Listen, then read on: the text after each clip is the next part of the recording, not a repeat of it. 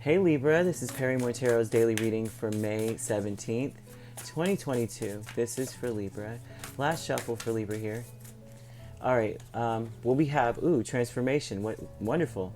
Hidden motivations. Someone's transforming under wraps, not telling. There's a lot of changes you're going through, or it could be someone you're connected to.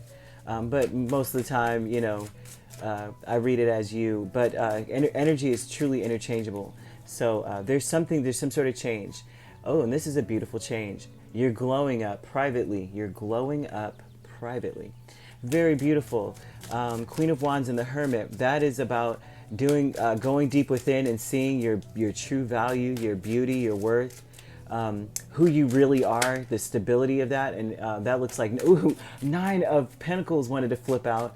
And so that's basically letting me know that we're on target with what this is. The hidden motivation with Justice would be an energy of a person who, that's you, right? That's, ooh, gosh. Okay, this is you. Justice is Libra.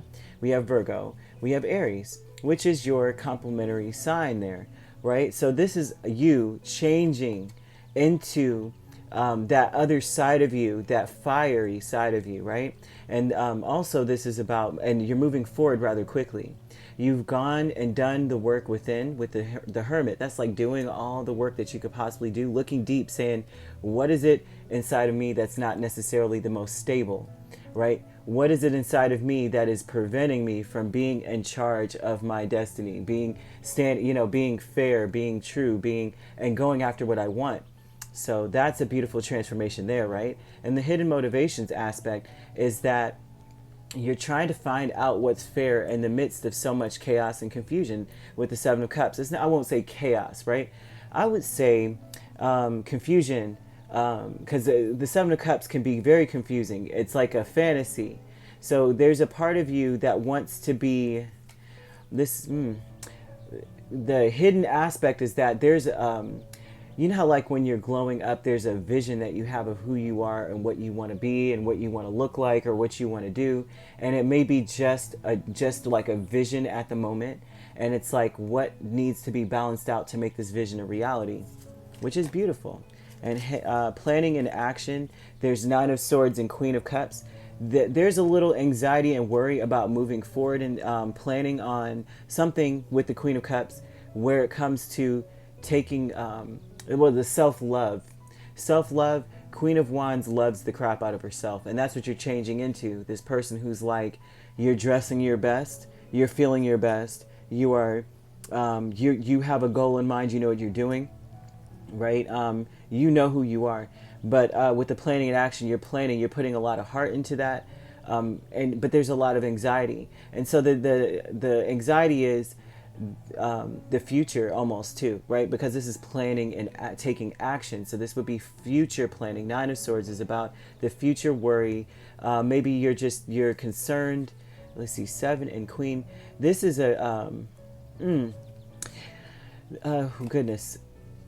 This is trying to merge something together, and this could also be romantic. If you're in a commitment or a union, you are changing as a person, and there's a lot of anxiety about how is this going to balance out, because you may not be that person who's super forgiving and like not a doormat, not at all, but more of a pushover, someone who's not pushover, someone who's more forgiving, someone who's more lenient. You're turning into someone who's all about you at this point. Like, this is not what's best for me. This is not how I'm going to be in control of things. I can't, not in control, but being able to go in a direction to where, to moving forward, to balance things out and to,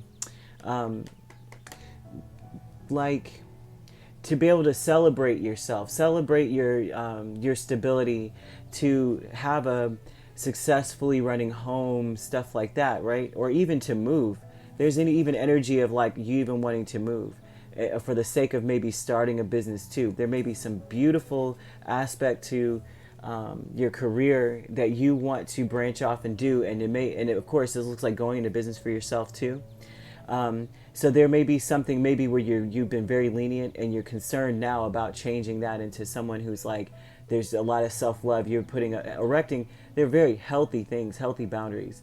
Not even so much of boundaries, but just healthy individual look. And the Queen of Wands is underneath that. I mean, changing how you see that. Look at the increase. The increase is you're changing into someone who's like, listen, it's, I mean, yes, I do forgive. I am open. But the thing is that I also see that self-love is not selfish, right? Because that's the different perspective of this person. It's like, self-love isn't selfish, and a lot of people do see that as it's synonymous with selfishness. Like confidence is synonymous with arrogance or something like that, or ego, and it's not necessarily that at all, right? There's a difference. There is a difference, and that is what you're trying to mete out, trying to balance out.